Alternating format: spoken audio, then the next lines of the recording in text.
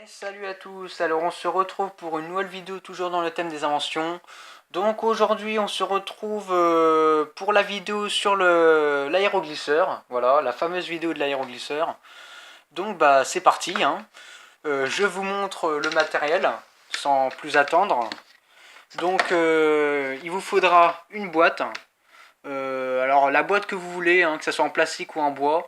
Bon moi on va dire c'est en matière, c'est la même matière que les cagettes, voilà. Sauf que c'est une petite boîte, voilà. Il vous faudra une hélice aussi, un moteur,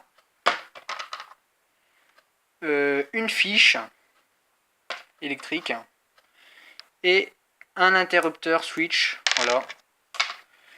Et vous aurez besoin de la fameuse batterie que j'ai créée. Donc la fameuse batterie que je vous ai montré en vidéo, comment réaliser une batterie. Donc c'est la fameuse batterie, voilà, la 3,6 volts. Donc je pense que ce sera suffisant. Et alors pour plus d'infos, le moteur que je vous avais présenté, c'est le même moteur que la voiture élec. Voilà. Et bien sûr, il vous faudra un transformateur avec la même fiche. C'est parti. Et j'ai oublié, il vous faudra aussi un bout de chute de plastique et un couvercle de boîte à chaussures, donc du carton, hein, voilà. Voilà. Donc bah, c'est parti, on va commencer à la réalisation de l'aéroglisseur. Donc c'est parti, j'ai fait le plus de place possible. Donc pour commencer, alors je tiens à vous dire que cette boîte je l'ai récupérée, je sais plus où je l'ai récupérée. Enfin c'est une boîte en bois, voilà. C'est du bois vraiment fin, hein, comme vous pouvez le voir. Alors par contre il y a un petit problème, c'est qu'en fait elle n'est pas vraiment 100% étanche. Donc je vous explique pourquoi. Parce que déjà premièrement ici l'eau peut rentrer. Et comme vous pouvez le voir, j'ai essayé de rabattre les côtés comme ça. Et j'ai fissuré le bord. Donc là du coup je vais devoir être obligé de fermer là. Donc de coller au pistolet à colle tout le bord.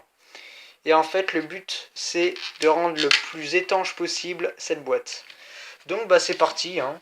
Je m'épose et puis on se rejoint après. Donc nous revoilà. Donc bah, comme vous pouvez le voir, j'ai terminé de coller et d'étanchifier tout ça. Donc là c'est 100% étanche, hein, comme vous pouvez le voir. Et là nous sommes actuellement dans ma salle de bain. Donc là j'ai rempli l'évier, j'ai mis un fond d'eau, hein, voilà. Et comme vous pouvez le voir, j'ai beau appuyer, ça ne se remplit pas. Bon, j'appuie pas à fond parce que l'eau va passer par-dessus. Mais comme vous pouvez le voir, les coins ont été renforcés. Voilà. Donc l'eau ne passe pas à travers. Hein, vous pouvez le voir. Hein, c'est vraiment 100% étanche. Hein, vous pouvez le voir. Hein, je mets ma main au fond. Vous pouvez voir que ma main est sec. Hein, voilà. Donc voilà. Donc bah écoutez, je vais couper la caméra. Enfin, je vais mettre pause. Et on se retrouve pour la partie suivante. Donc c'est parti. Donc voilà. Donc petit conseil, hein, que je vous donne. Bon bah moi je vais pas le faire parce que moi c'est juste une petite vidéo comme ça, hein. Mais petit conseil, si vous faites comme moi, si vous avez un plancher comme ça en bois, bah je vous donne un conseil, vernissez-le, voilà. Achetez du vernis à bois et vernissez ça parce que l'eau risque de pourrir le bois et la durée de vie ne sera pas énorme. Voilà. Donc petit conseil, achetez du vernis à bois et vernissez-le. Voilà. Bon, moi je le fais pas parce que moi c'est vraiment pour vous montrer. Hein. Mais après si vous en servez tout le temps, achetez du vernis. Voilà. Donc bah c'est parti, on va passer pour la suite. Donc bon bah vous pouvez le voir, j'ai mon pistolet à colle qui est juste à côté de moi. Hein. Donc petit conseil, enfin pour la suite. Donc on va faire un petit plancher assez sympa, voilà. Bon, on va pas le recouvrir totalement, hein. Par exemple mon plancher, bah mon châssis il est comme ça, hein. Donc mon couvercle il fait ça. Donc vous découpez de la largeur du bateau en fait, hein, du plancher, voilà. et vous laissez ça d'espace pour qu'on puisse mettre la batterie, tout ça, voilà. Donc on se retrouve après, et juste avant de nous quitter, avant de mettre pause, vous allez devoir le coller, voilà. Donc c'est parti. Donc là, je vais vous informer que là, j'ai collé, comme promis, le plancher en plastique dessus. Donc là, je l'ai mis sur la fenêtre pour que ça sèche plus vite. Et pour pas perdre de temps, on va passer à la suite. Voilà, comme ça, on va être gagnant. Hein. On va pas perdre de temps, on va être... voilà.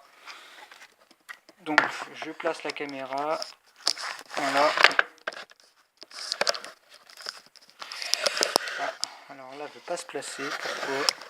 Voilà, donc c'est parti. Donc, pour la suite, on va passer au moteur. Hein, voilà. Donc, pour le moteur, alors vous avez remarqué que j'ai laissé le pignon. Hein, parce que je vous ai dit que le trou est assez gros, donc du coup ça va rentrer pile dedans. Donc ce qu'on va faire, c'est qu'on va mettre un point de colle dedans, dans le trou de l'axe de l'hélice, voilà. Et nous allons passer le pignon dedans. Donc on va le laisser comme ça pour que ça sèche. Hein. Et assurez-vous que ça ne colle pas l'arbre du moteur bord à bord, voilà.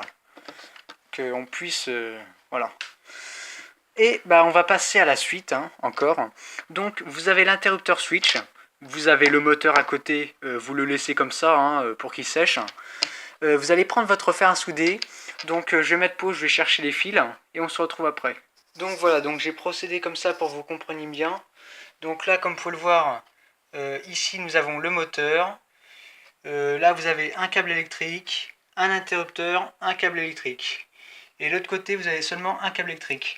Donc là, ce qu'il faudra faire, premièrement, pour pas qu'on fasse comme l'erreur de la dernière fois sur la voiture électrique, voilà. Donc là, pour pas faire d'erreur, je vous montre. Là, vous avez le câble électrique. Vous devez mettre de l'étain de chaque côté, le souder à une borne, l'autre pareil, et le souder à une borne. Et après, une fois que c'est fait, là, le câble électrique qui est là doit se brancher à l'une des trois bornes là. Alors, il doit en rester une qui n'est pas prise, voilà. Et après, une fois que vous avez soudé votre fil à une borne, l'autre fil, pareil, voilà. Après l'autre, on s'en fout, on met rien.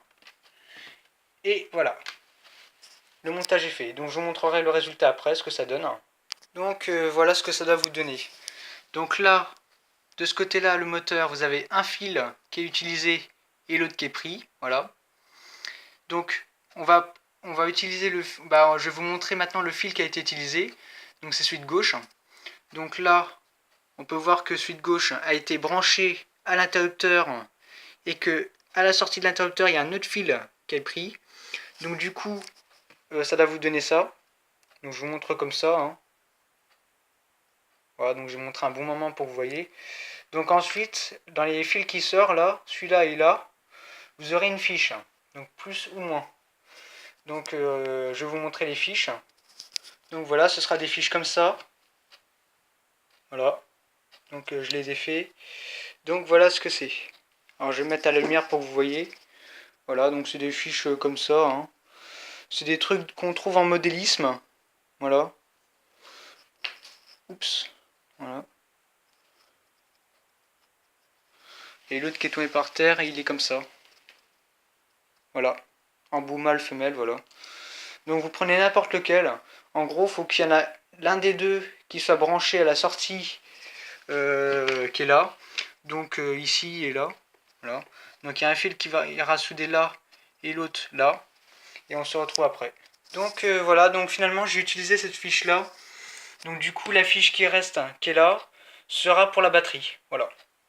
Donc ça on verra ça plus tard. Donc là on va reprendre, on va même pas reprendre, ce que je vais faire c'est que là je vais couper la vidéo. Parce que là on va arriver vers les 10 minutes, donc voilà. Donc du coup je vais couper et puis on se retrouve pour la partie 2. Allez, à ciao.